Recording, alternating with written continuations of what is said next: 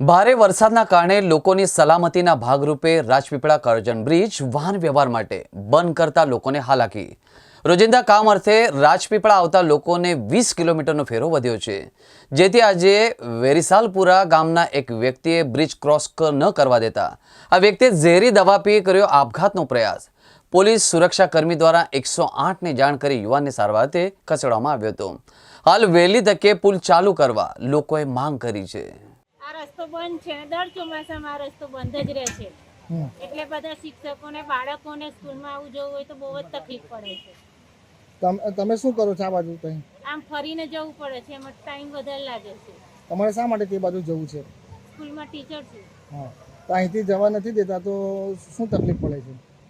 Time તો જાય ને ચાલીને જવામાં આવવામાં। અચ્છા, આ ગામમાંથી તમે આ પુલ પરથી જાઓ તો કેટલા કિલોમીટર પડે અને ફરીને જાઓ તો કેટલું મીટર પડે? અડધો કિલોમીટર જેટલું થાય છે। આમ ફરીને જાય તો કેટલા કિલોમીટર થાય? ખાસું 10 કિલોમીટર 10-11 તો થઈ જાય। હું રામગઢનું છું અને હાલે રહેવાનું રાજપીપળા અને એમ કે હું સંચાલક છું અહીંયા રામગઢ સ્કૂલમાં, તો દરરોજ જોવાનું થાય છે મારે। ગઈકાલે પુલ ચાલુ હતો પછી બંધ કરી દીધો ને ગઈકાલના આરએનબી વાળાએ એવું કહે છે કે સર્ટી આપે પછી ચાલુ કરીએ, તો 1 કલાક વીતી ગયા છતાં હજુ રિપોર્ટ આવ્યો નથી। તો પોલીસ ખાતે એવું કહેવા માંગે અમને સર્ટી આપે તો અમે ચાલુ કરીએ પુલ, એવું કહેવા માંગે। હાલ બંધ છે એટલે તમને કેવી તકલીફ થઈ રહી? તકલીફ થઈ રહી છે કેમ કે મારે બાળકોને જમાડવાનું સ્કૂલમાં મધ્યાહન ભોજનમાં સંચાલક છું, તમે ટાઈમ એડજસ્ટ નહીં થઈ શકતો ફરીને જવાનું। આખું ફરીને જઈએ મોટા નાના લીમટવાળા થાય 11 કિલોમીટર થાય રામગઢ આવતા, અહીંથી જાય તો કેટલા કિલોમીટર? અહીંયા અડધો પોણો કિલોમીટર કંઈ ચાલુ કરે આ લોકો આરએનબી વાળા જલ્દી આવે ને એને કરે આપણે તપાસની જે સર્ટી આપવાનું છે એ સર્ટી આપી દે તો પછી પોલીસ ખાતું જલ્દી પછી એમને પુલ ચાલુ કરી દે। રાજપીપળા અને રામગઢને જોડતો પુલ અહીં કરજણ નદી પર બનાવવામાં આવ્યો છે। આ પુલ બન્યા પછી રામગઢ અને એની આગળ જતા કેટલાક ગામોને શોર્ટકટ રસ્તો બન્યો છે। આ પુલ પરથી રામગઢને એવા 6 ગામ અહીં છે, એને જો આ રસ્તોનો ઉપયોગ કરે તો લગભગ અડધો કિલોમીટર કે 1 કિલોમીટરમાં તેમના ગામ પહોંચી શકે છે। જો ફરીને જવાનો વારો આવે ત્યારે લગભગ 15 થી 20 જેટલો કિલોમીટરનો અને અંતર આવે છે।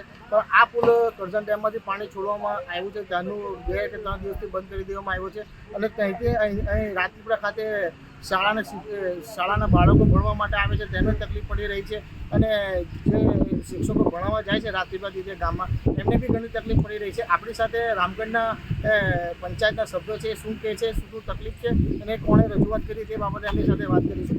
આ પુલ બંધ છે તો તમને કેટલી તકલીફ પડે? તકલીફ તો બહુ પડે છે અમને, કેમ કે આ બ્રિજ બંધ છે તો આખું અમારે 15 કિલોમીટર ફરીને જવું પડે છે, એટલે બહુ જ તકલીફ છે।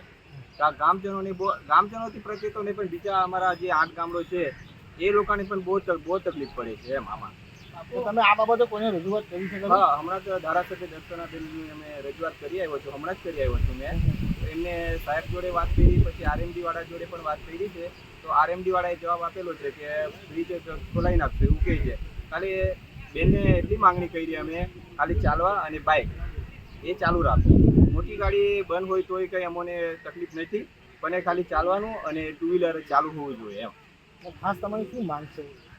ખાસ માંગ એટલે આ બ્રિજ હમણાં વચ્ચે પણ 3 મહિના તો બંધ પડેલો, જ્યારનો બ્રિજ બન્યો ત્યારનો બે વાર એ થઈ ગયેલું છે, બે વાર નુકસાન। તો આટલો મોટો બ્રિજ બન્યો પણ આ કંઈ કશું એ છે જ નહીં બરોબર આમાં ઇન્ડિયા વાળાની, તો પછી કરવાનું શું આમાં? ગામવાળાને ને બીજા આજુબાજુ ગામવાળાને બહુ તકલીફ પડે છે અને આ ગામડા એવા છે જે મજૂર વર્ગ વધારે છે, જે કડિયા કામ જવાવાળાને બહુ તકલીફ પડે છે। આ હતા પંચાયતના સદસ્ય તેમણે થોડા જણાવ્યું છે કે નાદોદના ધારાસભ્ય ડૉક્ટર દર્શન દેશમુખથી હમણાં મળીને આવ્યા છે અને તેમણે આરએમડીના અધિકારી સાથે વાત કરી છે અને એ લોકો દ્વારા માંગ કરવામાં આવે છે કે આની ઉપરથી 4 વ્હીલ ના જવા દે તો કોઈ વાંધો નથી, પણ એક મોટરસાયકલ અને પગપાળે બી જવા દે તેવી આ લોકોની માંગ છે।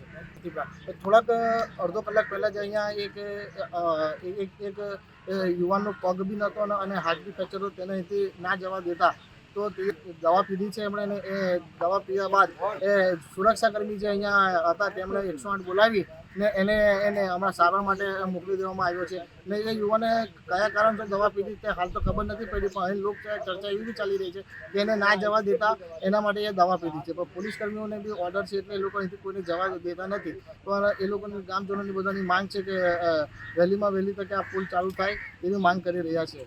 જીવન આરિફ કુરેશી, રાજપીપળા।